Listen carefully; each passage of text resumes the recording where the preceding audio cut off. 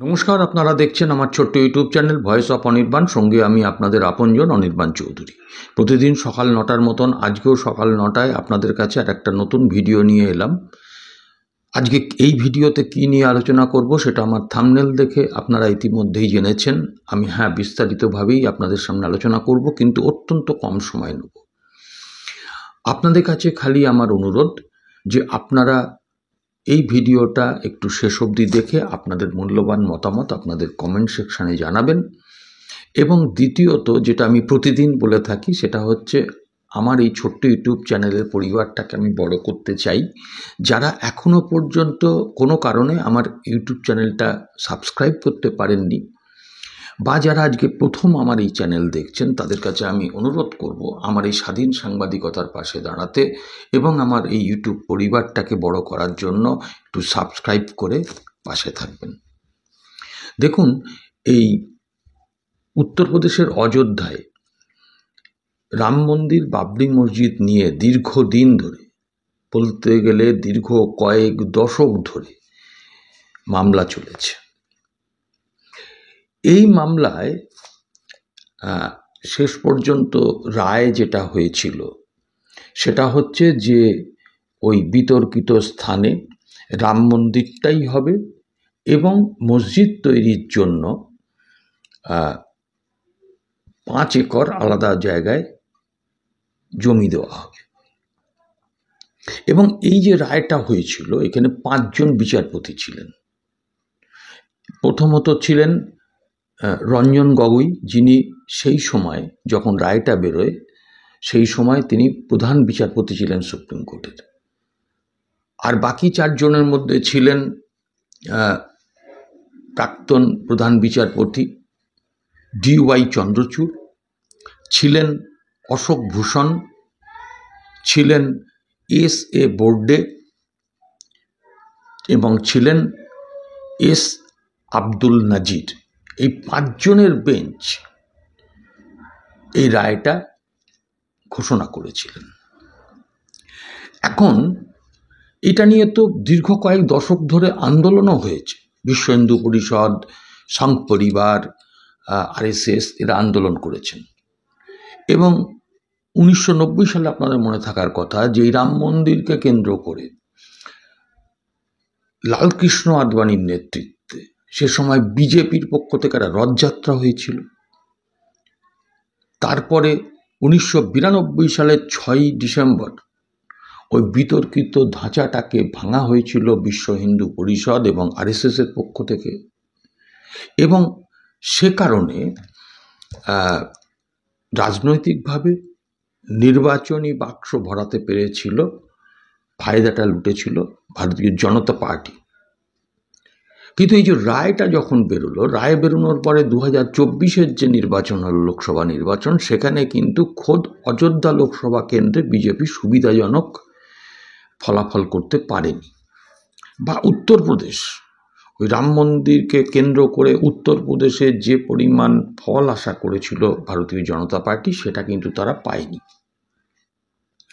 এখন তাহলে হঠাৎ করে এই রাম মন্দির এবং বাবরি মসজিদের জন্য আলাদা জায়গা দেওয়া হবে, এগুলো তো সেটেল হয়ে গেল। রাম মন্দির তৈরি হয়ে গেল, রামলালার মূর্তি বসে গেল। নরেন্দ্র মোদী, আমাদের দেশের প্রধানমন্ত্রী, তিনি গিয়ে একটা ধর্মনিরপেক্ষ দেশের প্রধানমন্ত্রী গিয়ে সেটাকে উদ্বোধন করলেন। সব তো ঠিক ছিল। তাহলে আবার হঠাৎ করে পিটিশন দেওয়ার কি হলো? দেখুন, এই পিটিশনটা হচ্ছে কিউরেটিভ পিটিশন। একটা আদালতের যখন রায় হয়ে যায়, সুপ্রিম কোর্টের কথা বলছি, রায় হয়ে যায়, তখন সেই রায় যদি পরবর্তীকালে কারোর মনে হয় যে এটা ন্যায়সঙ্গত হয়নি, এটা নিরপেক্ষ হয়নি, তাহলে তারা রিভিউ পিটিশন দিতে পারেন। রিভিউ পিটিশন খারিজ হয়ে গেলে কিউরেটিভ পিটিশন দিতে পারেন। এখন এইটা কিন্তু আপনার একটা নিয়ম আছে সুপ্রিম কোর্টে, এবং সেই কিউরেটিভ পিটিশন বা রিভিউ পিটিশন যাই হোক না কেন, সেটা বিচারপতিরা আবার নতুন করে রিভিউ করেন, করে দেখেন যে আগের রায়টা ঠিক ছিল কিনা। এখন এক্ষেত্রেও কিন্তু কিউরেটিভ পিটিশন হতে চলেছে। কে পিটিশনটা জমা দেবেন? এই কিউরেটিভ পিটিশন জমা দেবেন ডক্টর মোহন গোপাল বলে একজন অধ্যাপক। তিনি একদিকে অধ্যাপক, একদিকে হচ্ছেন অ্যাক্টিভিস্ট। তিনি কেন হঠাৎ করে পিটিশন জমা দিতে যাবেন?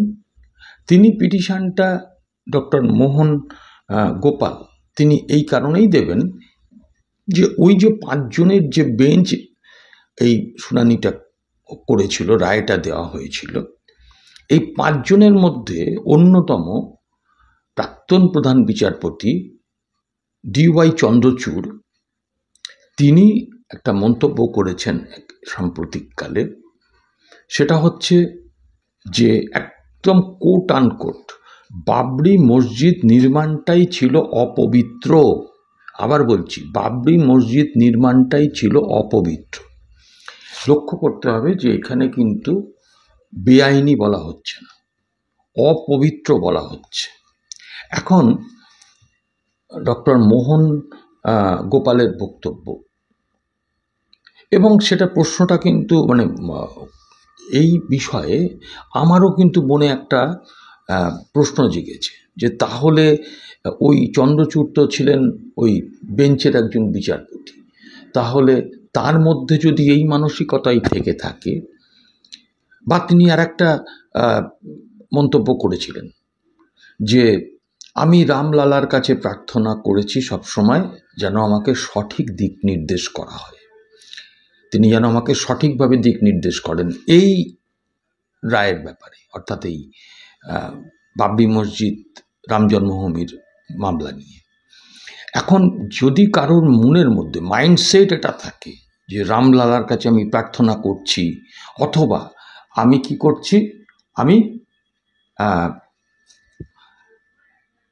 বলছি যে বাবরি মসজিদ নির্মাণটাই ছিল অপবিত্র, তাহলে আমার মাইন্ডসেটটা যদি এরকম থাকে, তাহলে আমি নিরপেক্ষভাবে কি করে আমি রায় দেব, আমি বিচারটা করব কি করে নিরপেক্ষভাবে?